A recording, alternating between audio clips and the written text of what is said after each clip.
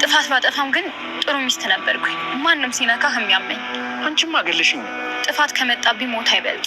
ተጸጸትኩ። ከቤት ግን እንደውሻ ተባረርኩ። ቆይ ትሁት ልጅ እንዳላት ማን ነገረሽ? ዋናው መስማቴ ነው። እሱን እንኳን ደብቀውሃል።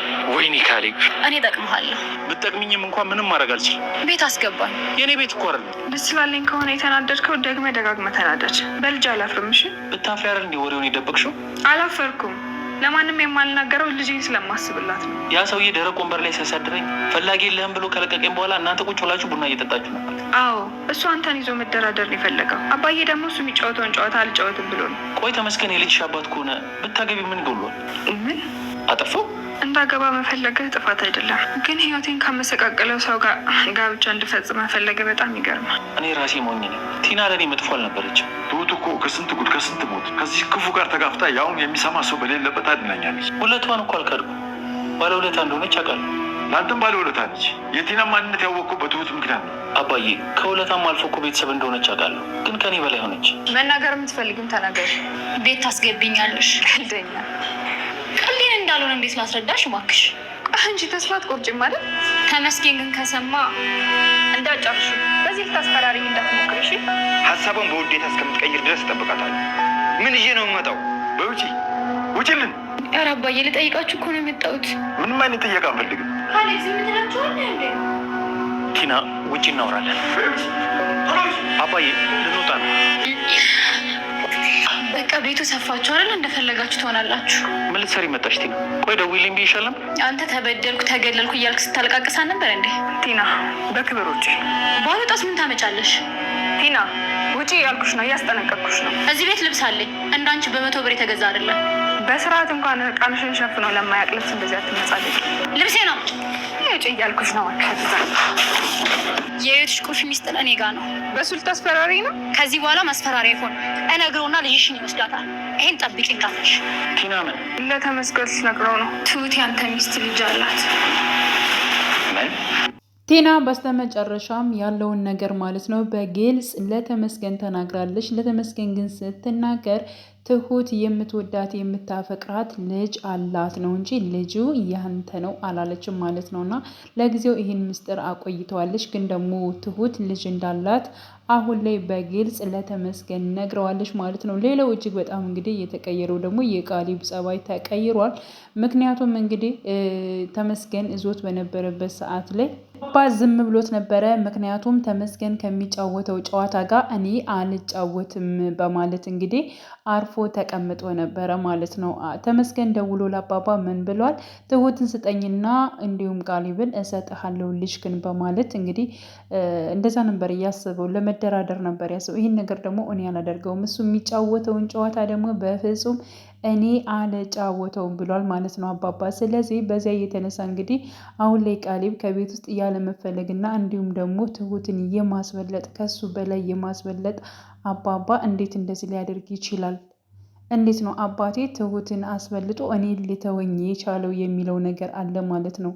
እና ይህን ያክል ብናቀርቧትም ለእኛ ውላንተ ውለታ ብትውልም ግን ደግሞ ከኔ በላይ ልትሆን ደግሞ በፍጹም አትችልም በማለት እንግዲህ ለሽማግሌው ሲናገር ነበር። እኔ እንደሱ አልወጣኝም፣ ግን ደግሞ ያን ጊዜ ሰው በሌለበት አንተን ባላስተዋልክበት ሰዓት፣ ያን ጊዜ ቲናን አፍቅረ በፍቅር በታወርክበት ሰዓት እኔ እንደዚያ ስሰቃይ በሞት መካከል እያለሁ እንኳን እሷ ነች ከኔ ጎን የነበረችው በማለት እንግዲህ ስለ ትሁት ሲናገር ነበር ሽማግሌው። አባዬ እኔ እንደሱ እኮ ይህን ነገር ሁሉ እየረሳሁ አይደለሁ፣ አውቃለሁኝ። ባለውለታችን ነች፣ ባለውለታም አልፋ ቤተሰብ እንደሆነች አልፋል አውቃለሁኝ። ግን ደግሞ ከኔ በላይ እንደሆነች በፍጹም አላቅም። ለምን እንደዚህ ታደርጋለህ የሚለውን ነገር እንግዲህ ለአባቱ በግልጽ ተናግሯል ማለት ነው። እና በነገራችን ላይ ያው ቃሊብ እንደዚህ ያደረገው ወይንም ደግሞ ቃሊብ እንደዚህ የተናደደበት ምክንያት እውነት ለመናገር እውነት አለው ማለት ይቻላል። ምክንያቱም አባቴ እንዴት ዝም ሊለኝ ይችላል ብሎ ያው ግራ ይጋባል። እኔ ታክቼ እኔ እንደዚህ ሁኜ እንዴት ያለመፈለግ ስሜትም ሊሰማው ይችላል፣ እንደ ልጅ ማለት ነው። አባቱ ያልፈለገው ስለመሰለው ይሄን ነገር ቢናገር እኔ እሱን ስተተኛ ነው አልልም፣ ግን ደግሞ አባባ ደግሞ ያው በክፋት ሳይሆን ነገሮችን በማስተዋል እንደዚህ አይነት ጨዋታ ከዚያ ጎረምሳ ጋር እኔ አልጫወትም ችግር የለውም ይለቀዋል ብሎ ስላመነ ነው። ምንም አያደርገውም። የሆነ ነገር እንደዚህ ነው ካልኩት እሱ ከኔ ጋር ለመጫወት ወይንም ደግሞ እኔን ለመደራደር ነው የሚፈልገው። ይሄን ነገር ደግሞ በፍጹም እኔ አላደርገውም ብሎ አርፎ ተቀምጦ እንዲሁም ደግሞ ተመስገን ደግሞ ወዲያው ነበር የለቀቀው። ቤተሰብ የማይፈልገውን ሰው እኔም ለራሱ አልፈልገውም። ስለዚህ አንተ ለእኔ ምንም ነገር አትጠቅመኝም፣ ግን ደግሞ ቤተሰብም አይፈልጉህም በማለት እንግዲህ ለቃሊብ በነገረው ሰዓት ቃሊብ እንግዲህ እጅግ በጣም ነበር እያዘነው ማለት ነው። እና ቴናንም እንደዛ ነው። በቃ አባዬ እኮ አንተን ሳይፈልግ ቀርቶ ወይንም ደግሞ እኛም ሳንፈልግ ቀርታ አይደለም ይህንን ጨዋታ ከእሱ ጋር ልጫወትን በማለት ነው። ለምንድን ነው ይሄ በዚህ ጉዳይ የምትቀየመው?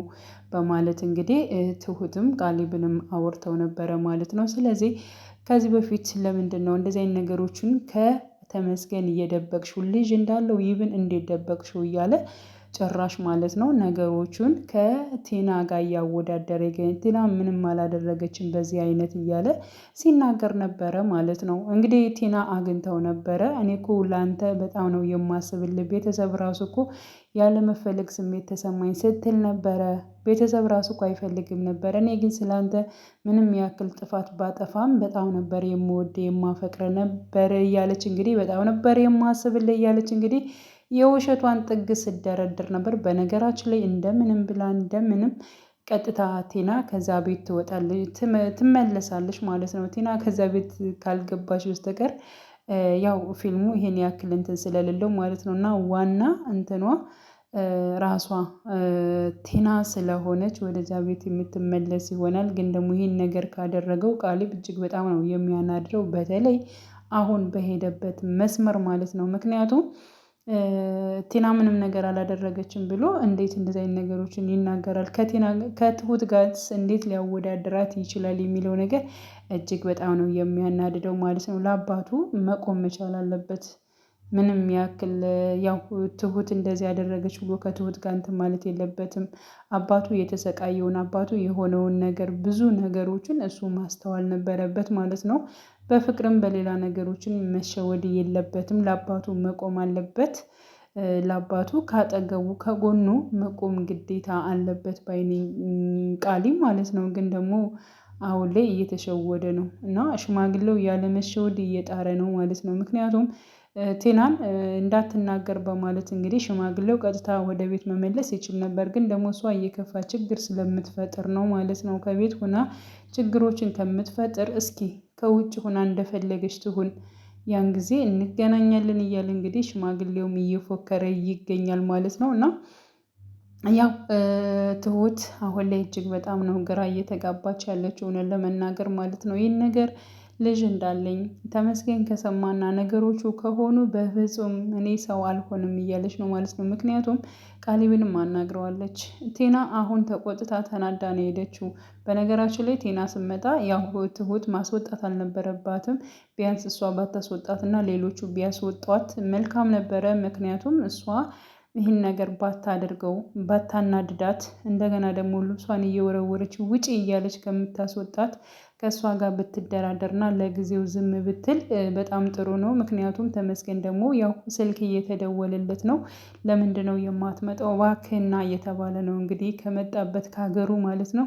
እሱ ደግሞ እኔ ዝም ብዬ ባዶ እጄንማ አልመጣም እያለ እንግዲህ ተመስገንም እያወራ ይገኛል። እና እንደዚህ አድርጋ ቢያንስ ቲና ወደዚያ ቤት እንድትመለስ አድርጋ ነገሮችን ብታቆያቸው ወሬውን ማለት ነው። ቲና ልጅ እንዳላት ለተመስገን ባትናገርና አርፋ ብትቀመጥ እጅግ በጣም ጥሩ ነበረ። ግን ደግሞ ትሁትም እልህ ተጋብታ እንደዚያ አመናጭቃ ማለት ነው ቲናን አስወጣቻት። በእርግጥ ይገባታል። ግን ደግሞ እሷ እንደዚህ ባደረጓት ሰዓት ያው የበለጠ ተንኮል ስለምትሰራ እሷን አባብሎ መያዝ ጥሩ ነበር፣ ዳኒ እንደተናገረው ማለት ነው። ዳኒ አሁን ላይ እሷን በፍቅር መያዝ አለብን፣ እንደዚያ ማድረግ የለብንም እያለ ሲያወራ ነበረ ማለት ነው። እና እንደዚያ ነበር ማድረግ ያልነበረባቸው።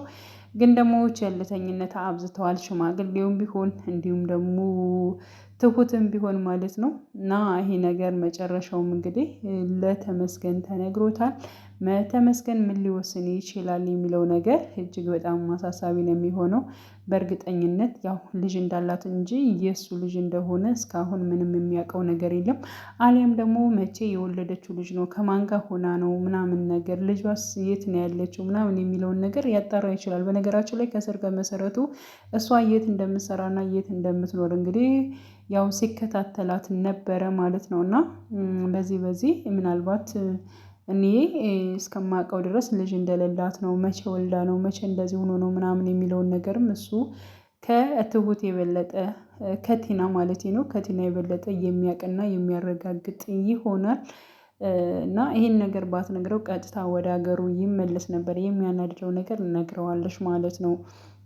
እና ይህን ነገር ደግሞ እንዴት አድርገው ነው ማቆም ይችሉ? ውሸት ነው ብለው ያቆሙታል ወይንስ ደግሞ ወደፊት እውነቱ እየወጣ ይመጣል? እና እውነት መቼም ተደብቃ አትቀርም የሚባለው ነገር እንደዚህ ነው። እንግዲህ ትሁት ከተመስገን ልጅ እንዳላት ደብቃ ለመኖር እንዲሁም ደግሞ በሰው ቤት እየሰራች ልጇን እያሳደገች ነበረ። ግን ደግሞ ቆይቶ ከጊዜ በኋላ እንግዲህ ከሱ ልጅ እንዳላት ያው ይፋ ይሆናል ማለት ነው። እና ቲና እጅግ በጣም ነው የምታሳዝነው። በነገራችን ላይ በጣም ተንኮሏ ተንኮል እንዳይመስላችሁ የቲና ተንኮል ማለት ነው። በዚህ የሆነ ነገር እንትን ሲሉ እንደገና ሌላ ነገር ጎርጉራ ወሬውንስ እንዴት አድጋ እንትን እንደሚደርሳት ብቻ ከባድ ነች።